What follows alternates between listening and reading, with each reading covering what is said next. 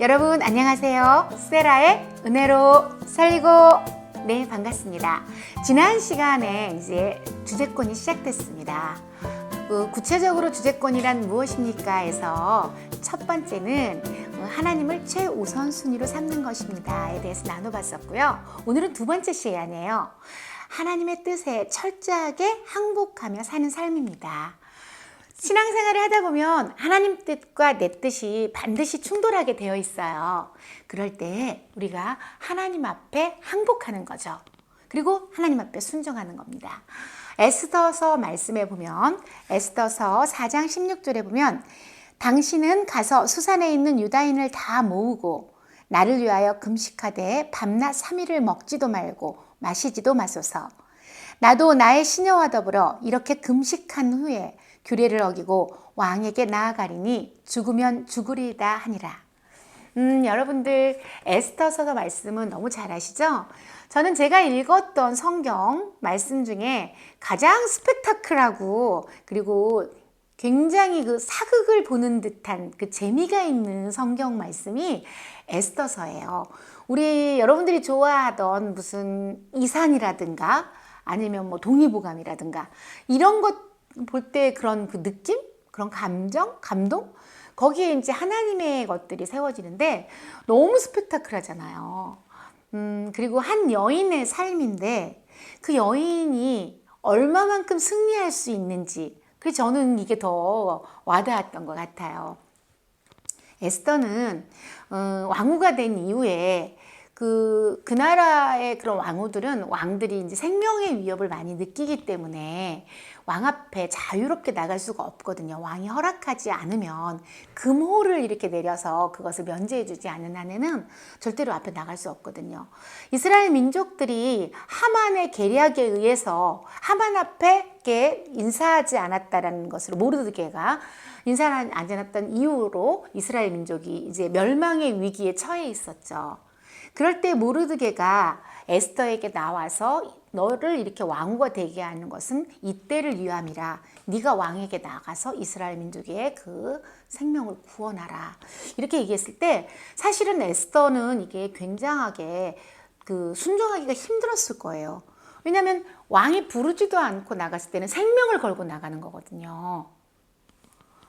그럴 때 당연히 사람들은 갈등하게 되고 순종할 수 없게 되죠. 그런데 그때 모르드게가 이때를 위함이라, 너를 위한 건. 그리고 이스라엘 민족이 다 멸망한 후에 너의 목숨은 사실은 존재하지 않지만 사람들은 이게 계산으로 막 하는 게 아니라 우선 당장 내게 위험이 오고 내게 손해가 오고 내게 어려움이 온다면 포기해야 하고 피하고 싶은 것이 인지상정이거든요.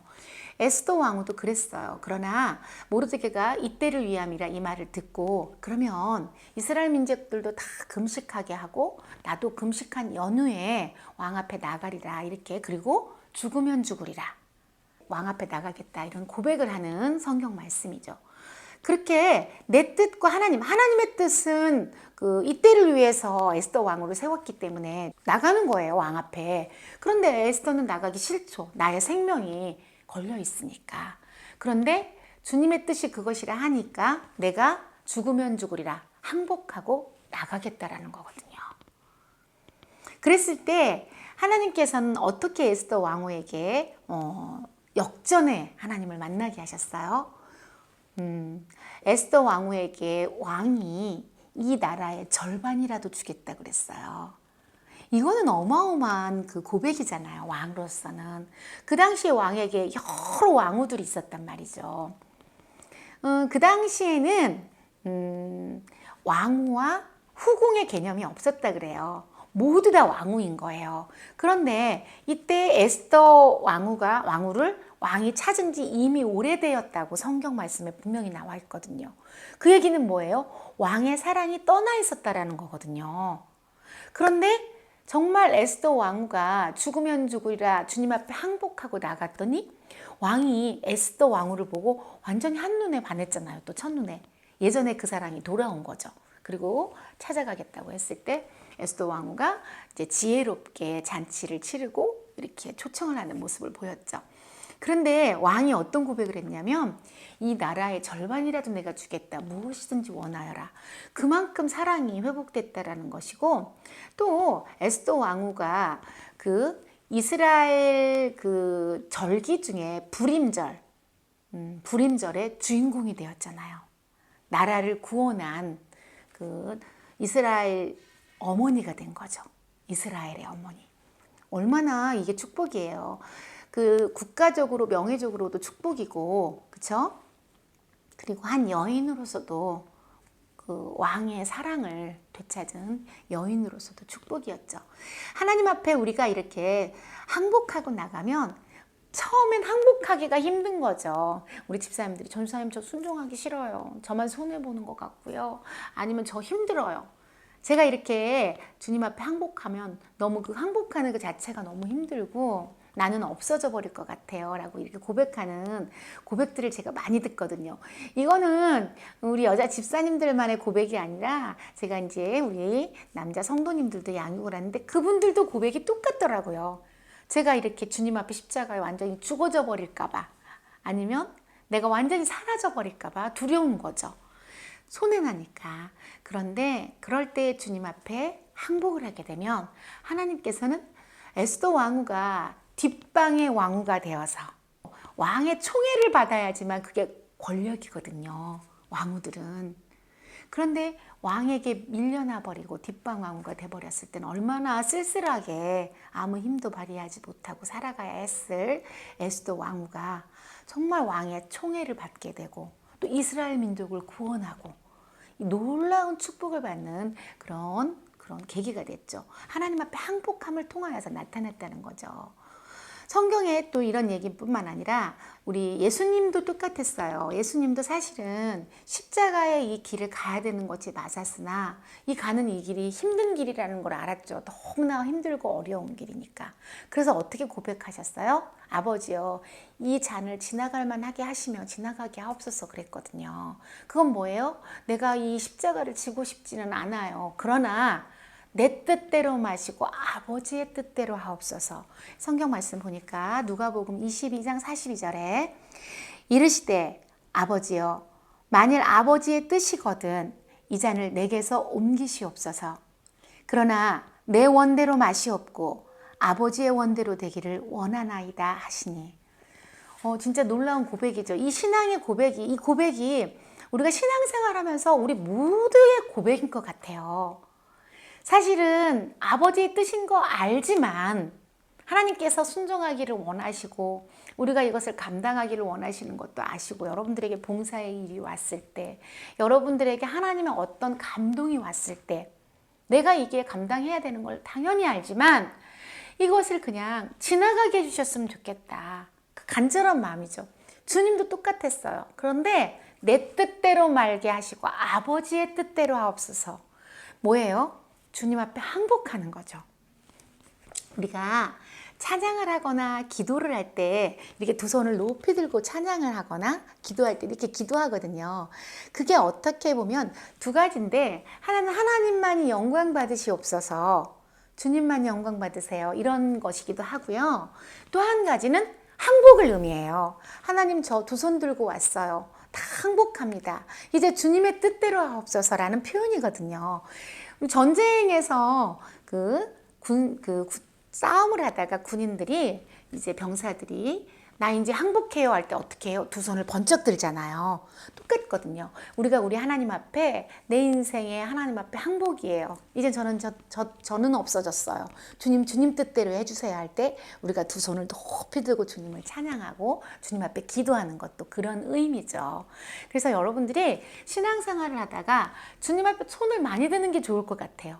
나 주님 앞에 항복할래요. 반드시 이렇게 신앙생활을 하다 보면 이렇게 항복을 원하실 때가 있고, 하나님께서 우리는 항복함을 통하여서 하나님께 더 가까이 가야 할 때가 있거든요. 그래서 주님 앞에 항복을 잘하는 것이 정말 로드십, 주님을 왕으로 모시는 삶이라는 것이죠.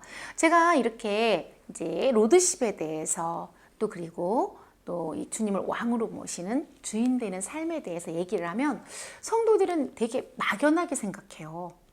그럼 주님 앞에 순종하는 것이, 항복하는 것이, 주님을 왕으로 모시는 것이, 주인됨으로 모시는 것이 무엇일까요? 구체적으로 이런 얘기를 저한테 질문을 많이 하거든요. 그럴 때 저는 이 성경 말씀을 반드시 같이 읽어보곤 하거든요. 누가복음에 있는 17장 7절에 있는 말씀입니다. 너희 중 누구에게 밭을 갈거나 양을 치거나 하는 종이 있어 밭에서 돌아오면 그더러 곧 와 앉아서 먹으라 말할 자가 있느냐? 도리어 그더러 내 먹을 것을 준비하고 띠를 띠고 내가 먹고 마시는 동안에 수종 들고 너는 그 후에 먹고 마시라 하지 않겠느냐? 명한 대로 하였다고 종에게 감사하겠느냐? 이와 같이 너희도 명령받은 것을 다 행한 후에 이르기를 우리는 무익한 종이라 우리가 하여야 할 일을 한 것뿐이라 할지니라. 지금 이 누가복음 17장에 있는 지금 제가 같이 읽었던 말씀이 종과 주인에 대해서 그 말씀을 통하여서 정확하게 정의를 내려준 말씀인 것 같아요. 이를테면 종이 하루 종일 밖에 나가서 일을 하고 들어왔다는 거죠. 그런데 너 이렇게 열심히 일했으니까 와서 빨리 먹고 마시라. 주인이 이렇게 말하지 않고 집에서 하루 종일 빈둥빈둥거리고 놀았던 주인이 종에게 이제 나를 위해서 밥을 차리라. 그리고 나서 다 밥을 먹고 나서 물리는 거죠. 그러면 또 밥을 먹을 때 밖에서 힘들게 일하던 일꾼은 종은 주인이 밥 먹을 때 옆에서 수종을 두는 거예요. 그리고 나서 밥을 다 먹은 후에 물리면 그때서야 먹고 이렇게 쉬게 되는데 그렇게 또 고맙다고 하지 않고 어떻게? 당연히 나는 주인에게 나는 정말 무익한 종이다. 이렇게 얘기한다는 거죠. 여러분, 그런데 성경 말씀을 이렇게 우리가 보니까 그래, 왜 주인은 종에게 고맙다고도 하지 않고 그냥 종은 또 나는 무익한 종이다. 아무것도 유익함이 없는 종이다. 이렇게 주인에게 고백을 할까?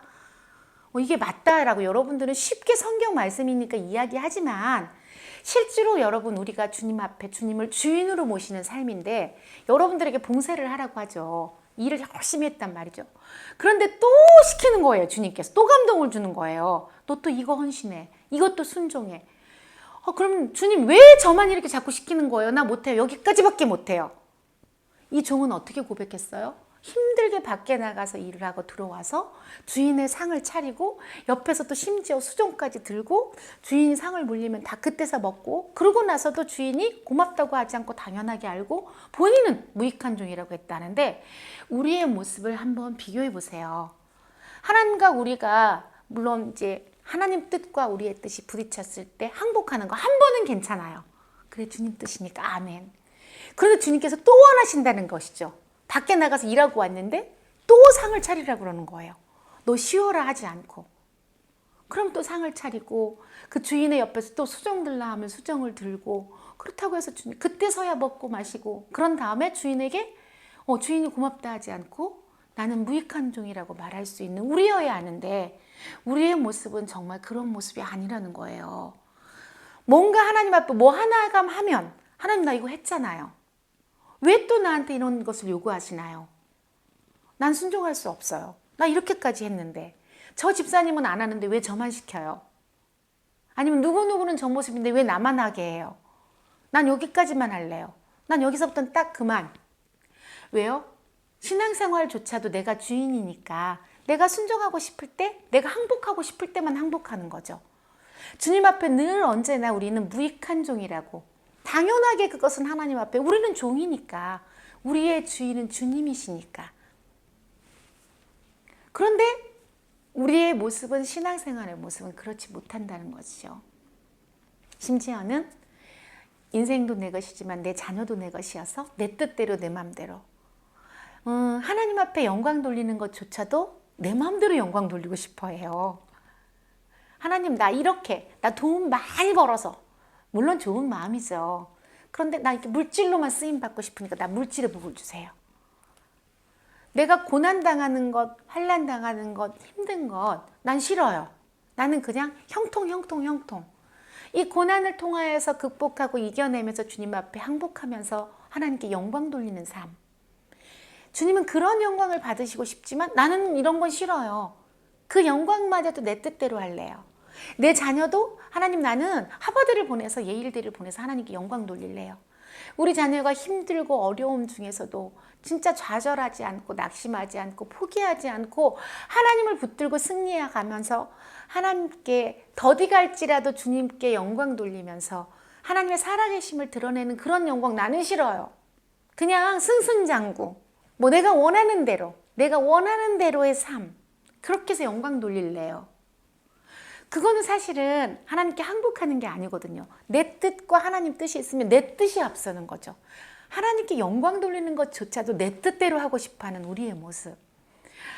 부끄럽지만 저는 저희 이제 둘째라든가 첫째를 키울 때 제가 목표를 정해놨어요. 주님께 영광 돌리고픈 목표를. 하나님이 주시는 비전이라고 제가 말은 했지만 아이들이 잘 되고 정말 열심히 해서 좋은 모습일 때 나 자존심 상하지 않고 사람들 앞에 내가 하나님의 살아계심을 보여주고 싶은 것조차도 어떻게 내가 죽지 않은 모습대로. 우리가 신앙생활 하면서 그런 실수를 참 하기가 쉽더라고요. 그래서 우리 아이들이 주님 원하시는 대로 순종하여서 이제 대학을 갔음에도 불구하고 제 성에는 차지 않은 거예요. 그래서 제가 제 아이에게 사실은 상처를 줬어요. 너 그만한 학교밖에 못 갔다고 해서 제가 우리 아이가 간 학교를 폄하하면서 아이를 공격을 했었죠. 그 일이 지난 후에 하나님께서는 영광 받으시는 것조차도 주님 뜻대로인 것을 우리가 어줍지 않게 하나님 앞에 영광 돌린다고 하나님 앞에 항복하지 않고 철저하게 항복하지 않고 여전히 내가 살아있는 모습으로 공식적으로는 보기 좋게 그냥 하나님께 영광 돌린다고 우리가 이렇게 얘기를 하지만 결국은 나는 죽어지지 않은 모습으로 내가 원하는 영광을 돌리고 싶어 했던 제 모습을 발견해서 주님 앞에 회개하고 하나님 앞에 정말 철저하게 항복을 한 연휴에 제가 우리 아이들에게 고백을 했죠. 엄마가 죽지 못해서 엄마의 자존심을 살리기 위해서 너희에게 요구했던 것들이 있었다. 하나님은 그런데 그런 영광을 받고 싶어 하시는 것이 아니었더라. 주님은 주님이 영광 받으 싶어 하시는 게 있더라. 너희가 그런 중에도 포기하지 않고 하나님을 바라보고 주님 앞에 이끌림 바 되어서 너희가 주님을 만나서 하나님의 살아계심을 스스로가 고백하는 그런 인생을 살기를 원하시더라. 그런데 엄마는 너희들을 통하여서조차도 나의 자존심을 드러내고 싶어하는 여전히 죽지 못한 내가 있었더라. 이 고백은 제가 하나님께도 드렸던 회개의 고백이기도 하고 저희 자녀들 앞에 했던 고백이기도 해요. 우리 하나님은 그냥 명목상 나를 드러내기 원하는 그 영광보다는 내가 십자가에 못 박아지고 주님 앞에 철저히 항복하고 난 이후에 주님 뜻대로 하나님의 뜻대로 아멘하는 그런 항복을 원하시더라고요. 그런 연휴에 주님께서는 그 모습으로 영광 받으시더라고요. 세상 사람들이 보기 좋아하는 영광이 아니라 하나님과 나만이 아는 그런 고백, 내가 죽어져서 드려지는 그런 항복해서 드려지는 그런 고백, 이런 것들을 받으시는 걸 봤어요. 우리 신앙생활은 매 순간이 이런 신앙생활인 것 같아요. 주님 그러고서 나서 우리가 할 수 있는 고백은 하나님 저는 무익한 중입니다. 이렇게밖에 고백할 수 없게 하시더라고요. 내가 이만큼 해서 우리 하나님 이렇게 복을 주셨어. 우리 주님은 그런 고백 안 받고 싶어 하시더라고요. 만약에 우리 아이들이 제가 원하는 대로 됐더라면 저는 이런 교만한 고백을 했을 것 같아요. 항복하지 않은 겉에 외식뿐인 항복, 정말 전심으로 주님 앞에 낮아지고 죽어져서 십자가에 못 박혀져서 항복하는 그런 항복이 아닌 보기 좋은 내가 원하는 그런 항복을 했을 것 같아요. 하나님은 그런데 우리 자녀들을 통하여서도 철저하게 항복하게 하시고 주님은 그런 내가 죽어지는 그런 모습, 무익한 종이라고 고백하는 그런 모습들을 받으시는 것을 봤어요. 여러분들도 주님 앞에 항복한다 하면서도 이 부분은 요만큼은 내가 항복할 수 있지만 요것만큼은 안 돼. 이럴 때 주님은 이 요것만큼 때문에 우리가 십자가에 못 박히기를 원하시고 더 주님 앞에 낮아지기를 원하시는 것을 확인하실 수 있으실 거예요. 우리의 신앙을 돌아보면서 여러분, 주님의 뜻과 내 뜻이 부딪힐 때 철저하게 내가 죽어져서 항복을 해야지 그냥 일반적인 항복은 아니더라는 것이죠. 그래서 그 후의 고백이 주님 나는 무익한 종입니다 라는 고백이 될 수 있을 것 같아요. 여러분들도 하나님 앞에 항복하시면서 하나님 저는 무익한 종이에요 라는 고백을 하실 수 있기를 바랍니다. 여러분 다음 시간에 만나요. 은혜로 살리고